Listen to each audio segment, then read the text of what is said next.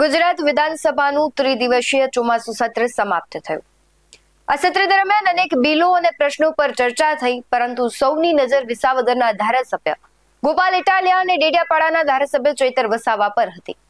જેલમાંથી પેરોલ પર આવેલા ચૈતર વસાવા અને પ્રથમ વખત ધારાસભ્ય તરીકે ગૃહની કાર્યવાહીમાં ભાગ લઈ રહેલા ગોપાલ ઇટાલિયા પાસેથી જનતાના પ્રશ્નોને લઈને આક્રમક રજૂઆતની લોકો અપેક્ષા રાખી રહ્યા હતા.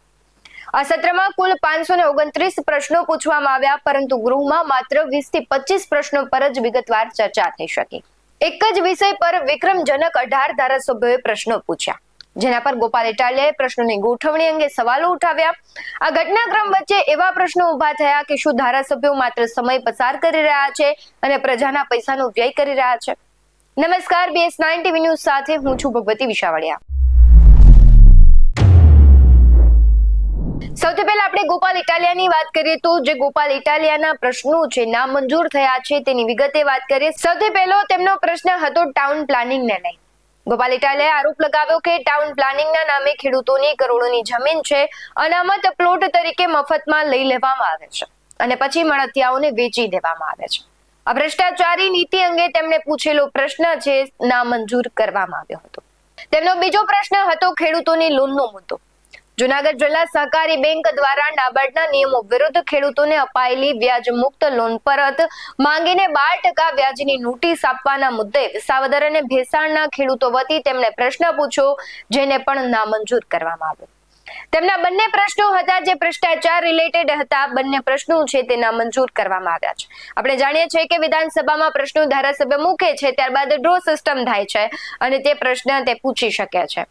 હવે તેમના જે પ્રશ્નો છે તેના જવાબ મળ્યા છે તેની વાત કરીએ તો પાક વીમા યોજનાને લઈને તેમણે પ્રશ્ન પૂછ્યો હતો. તેમણે કહ્યું હતું કે અતિવૃષ્ટિ, અનાવૃષ્ટિ કે માવઠાથી થતા પાક નુકસાન સામે ખેડૂતો માટે કોઈ પાક વીમા યોજના અમલમાં છે કે નહીં તે અંગે પ્રશ્ન પૂછ્યો અને સરકારે વિધાનસભામાં જે કહેવાય છે કે જવાબદાર લોકોએ આપવાના હોય છે તેનો જવાબ મળ્યો.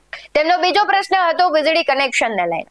સીમવાડી વિસ્તારમાં રહેતા ખેડૂતોને રહેણાંક હેતુ માટે જ્યોતિગ્રામ વીજળી કનેક્શન ન મળતું હોવાની રજૂઆત પર તેમણે વિધાનસભામાં પ્રશ્ન પૂછ્યો હતો અને તેમને જવાબ પણ મળ્યો હતો. આ સમગ્ર સત્ર દરમિયાન જે રીતે પ્રશ્નો પૂછવામાં આવ્યા અને જે રીતે અમુક પ્રશ્નોને ટાળવામાં આવ્યા તેના પરથી એવો સવાલ ઉઠે છે કે શું આ પ્રશ્નો ધારાસભ્યો દ્વારા સ્વતંત્ર રીતે તૈયાર કરાયા હતા કે પછી કોઈ ચોક્કસ સ્થળેથી, જેમ કે ગોપાલ ઇટાલિયા આરોપ લગાવી રહ્યા છે કે કમલમમાંથી જે પ્રશ્ન આવે છે આખા ગોઠવણ કરી અને ગોઠવીને મોકલવામાં આવ્યા હતા.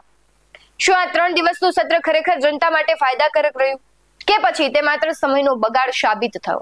આ પ્રશ્નો હાલ ગુજરાતના રાજકીય વર્તુળોમાં ચર્ચાનો વિષય બન્યો છે, કારણ કે જે પ્રમાણે વિધાનસભાના 3 દિવસના જે સત્ર દરમિયાન ગોપાલ ઇટાલિયા છે પ્રશ્નોની આખી વિગતો મૂકી રહ્યા હતા, તેમાં સ્પષ્ટ દેખાઈ રહ્યું હતું કે ધારાસભ્ય પ્રશ્નો પૂછે છે એક સરખા, શબ્દો એક સરખા છે, માત્ર શહેરોના નામ અલગ છે. જનતાના જે મૂળ પ્રશ્નો છે તે પૂછવામાં નથી આવતા અને પૂછવામાં આવે છે તો એક સરખા પ્રશ્ન પૂછવામાં આવે છે. જે મૂળ પ્રશ્નો છે, જે પ્રાથમિક જરૂરિયાતો નથી સંતોષાતી, જે ખરેખર કેવી જોઈએ કે જે ચર્ચાઓ થવી જોઈએ, શું એવી ચર્ચાઓ થઈ છે?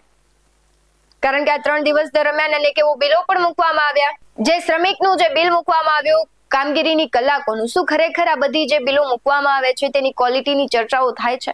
આ 3 દિવસ દરમિયાન જે ચર્ચાઓ થઈ, જે બિલો મૂકવામાં આવ્યા, એ શ્રમિકને રિલેટેડ બિલ હોય કે કોઈ પણ બિલ હોય, ત્યારે સવાલો એ થઈ રહ્યા છે કે શું ખરેખર જે પ્રમાણેની ચર્ચાઓ થવી જોઈએ તે થઈ રહી છે?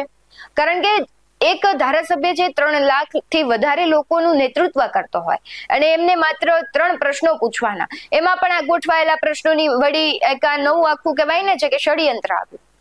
શું ખરેખર જનતાનો પૈસાનો બગાડ થઈ રહ્યો છે, સમયનો બગાડ થઈ રહ્યો છે?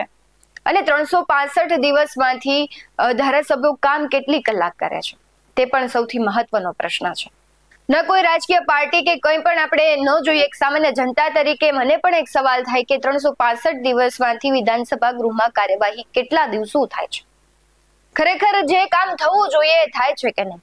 આટલો મોટો ખર્ચો, આટલી મોટી બિલ્ડિંગ, આટલા બધા ધારાસભ્યો, આટલા બધા મંત્રીઓ, પણ કામના કલાકો કેટલા?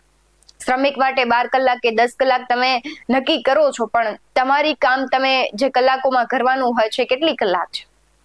તમને શું લાગી રહ્યું છે? જનતા ગોપાલ ઇટાલિયાના પ્રશ્નો છે તે નામંજૂર કરવામાં આવ્યા, જે પ્રમાણે બિલ પાસ કરવામાં આવ્યા છે, શું લાગી રહ્યું છે વિધાનસભાની કાર્યવાહી અંગે તે કમેન્ટ બોક્સમાં જરૂરથી જણાવજો. આવા જ વધુ અહેવાલો સાથે ફરી મળતા રહીશું. તમે અમારી YouTube ચેનલને સબસ્ક્રાઇબ કરવાનું, અમને Facebook અને Instagram પર ફોલો કરવાનું ભૂલશો નહીં. બાકી અમને અપડેટ્સ મેળવવા માટે આપ જોતા રહો BS9 TV ન્યૂઝ. નમસ્કાર.